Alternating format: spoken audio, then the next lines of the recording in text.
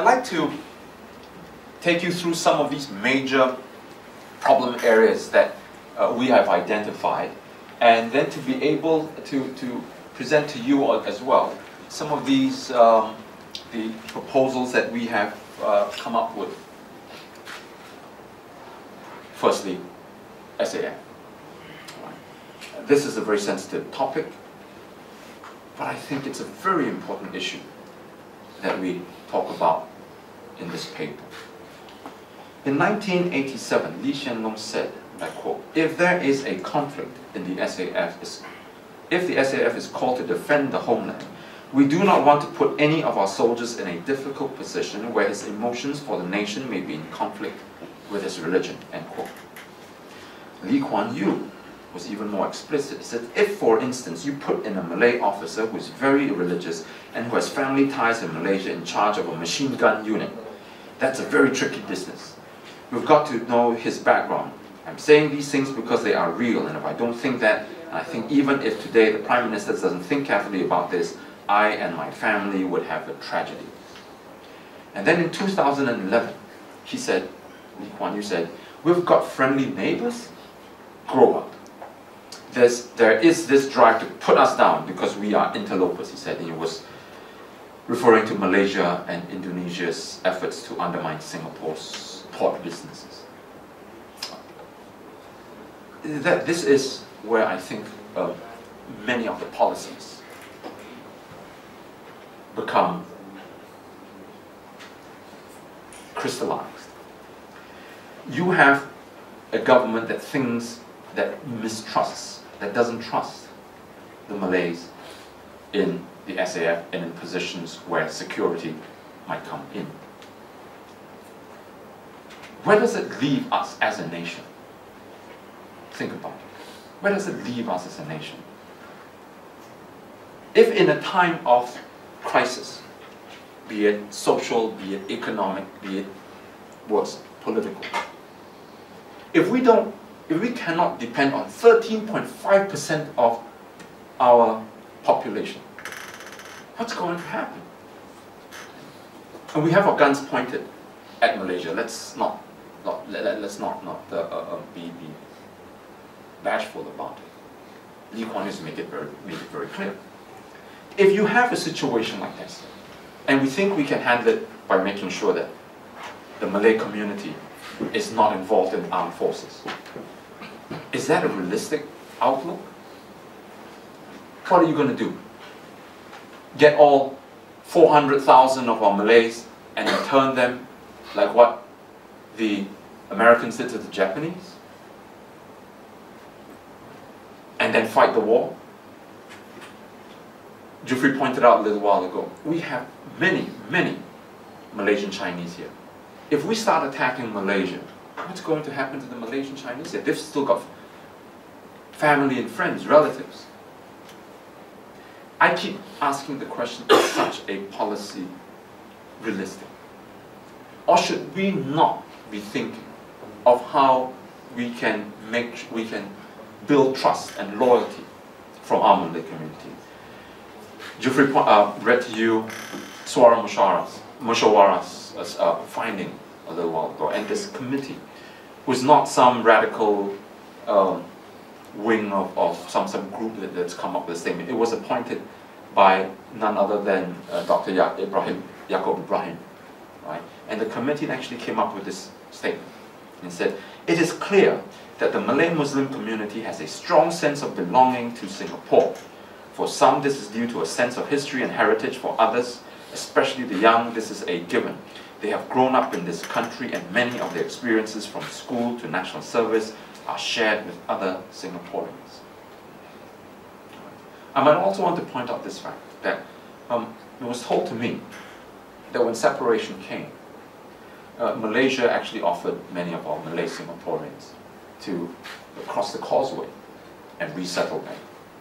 Many of our Malay Singaporeans didn't do that and chose to remain in Singapore because they thought they were Singaporeans and their roots, and friends and family were all here. So what are we going to do? You have this, as I said, the vicious cycle. The more we don't trust our Malay community, the more disloyal, they don't feel integrated in this community. And we have a crisis, they don't react. They don't feel that they're wanted. They don't feel that they're part of this Singaporean community. And then that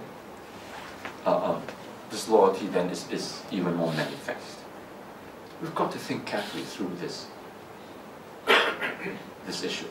And what we propose is to, I beg your pardon, I'll just skip ahead, is to ensure that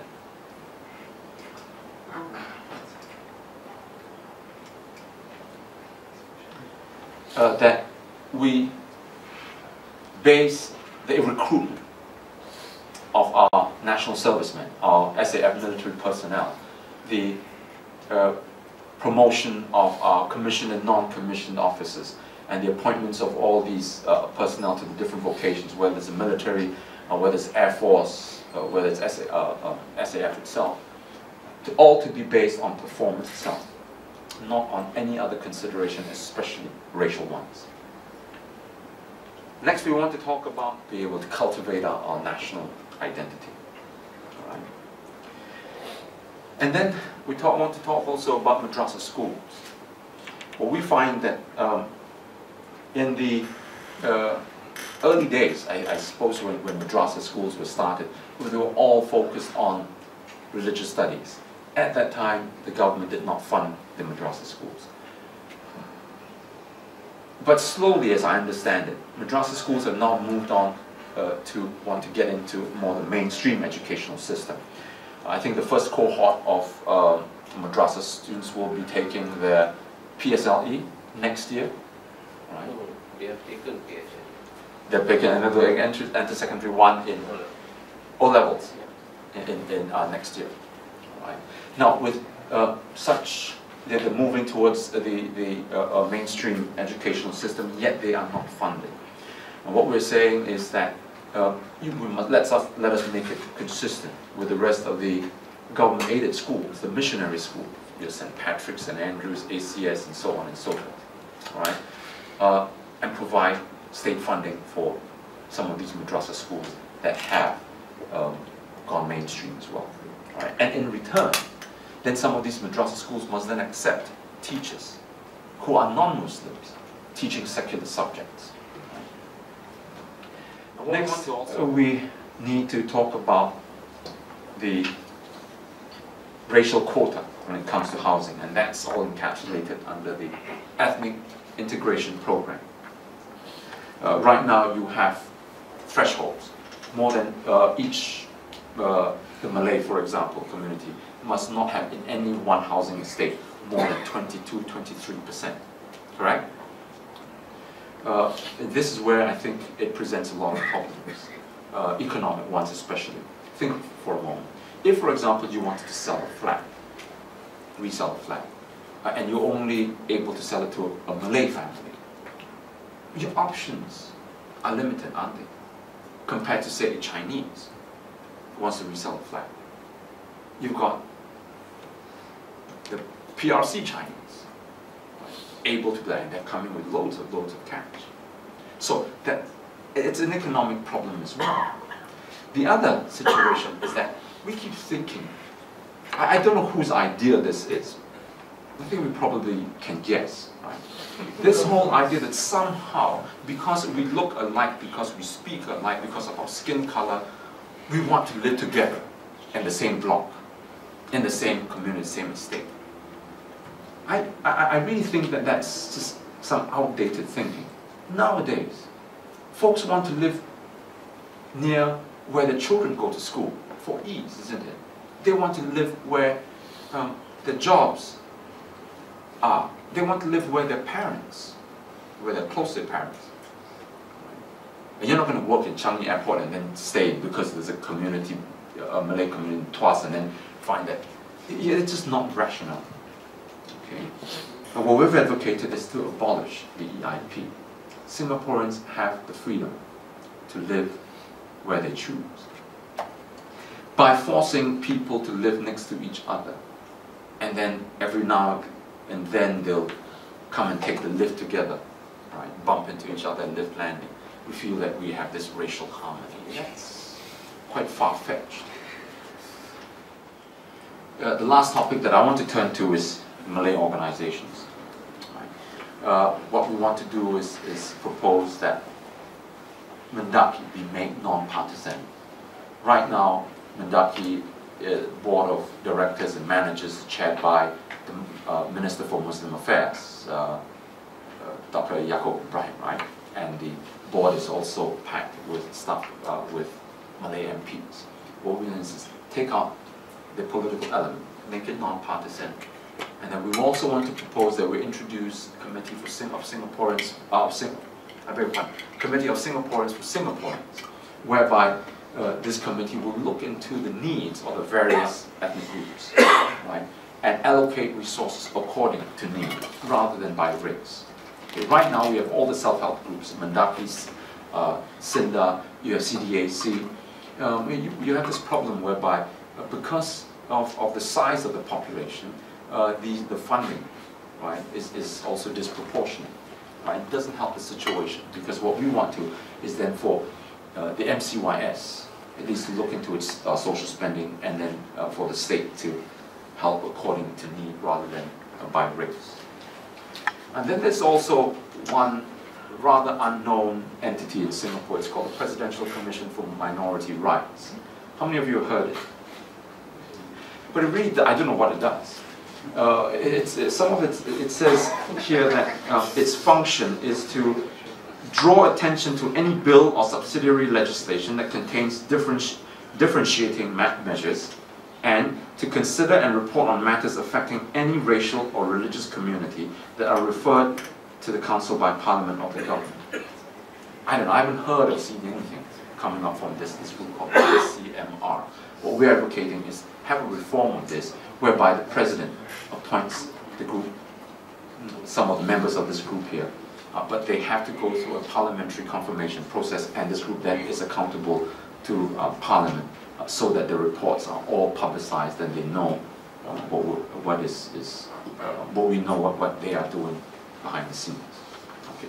Now, I'm going to leave it as that, and just want to highlight this point again of what Jufri said. This is not a communal problem.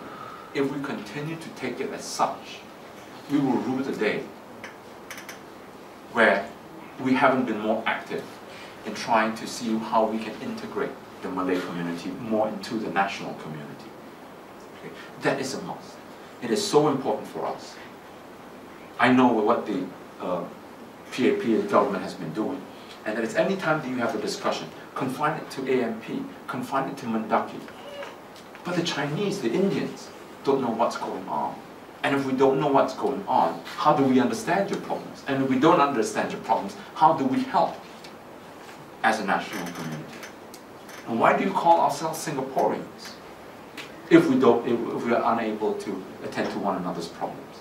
That is the crux of this paper, and we want to reiterate this point, that the Singaporean identity is under attack with the influx of foreigners. It's being diluted. Okay.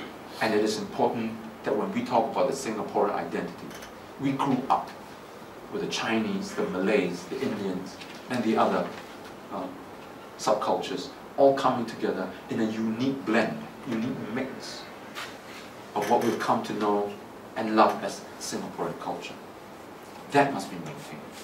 And the only way that we can do that is to reach across and make sure that we bring in, make sure we level up society and bring the Malay community into the national culture and national identity. Thank you very much.